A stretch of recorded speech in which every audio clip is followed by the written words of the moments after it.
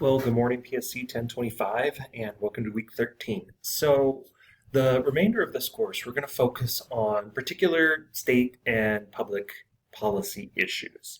And choosing to approach it in this way will, in essence, kind of wrap up what we've done this semester with obviously, explaining what American federalism is, constitutionalism, and then identifying the various state, municipal, and local government structures, policies, bureaucracies, etc.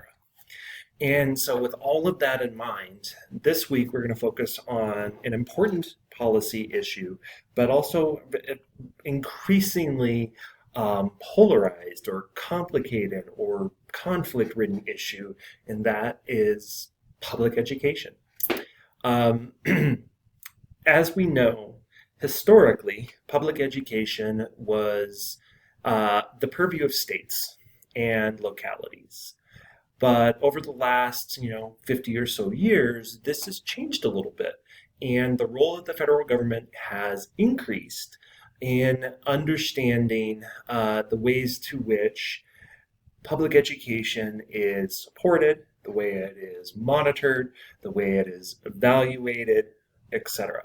And this has contributed to forming of the U.S. Department of Education, to the forming of a wide variety of policy initiatives, to also efforts to protect the needs of students through like Title IX, etc.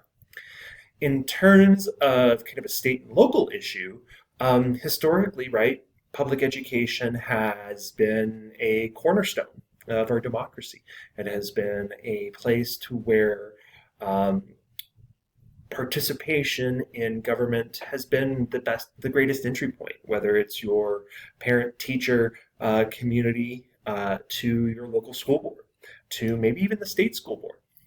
And what we've seen, though, is this kind of uplifting of public education to this most important cornerstone of the democracy to probably the battlefield to which this democracy finds itself.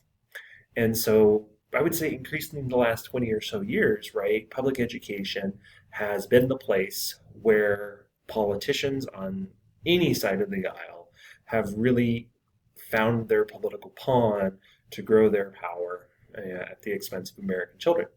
And so, with that said, right, you've got reading out of chapter 13 this week, discussion 12, quiz 12, and keep working on the exam study guide. Reach out if you have any questions.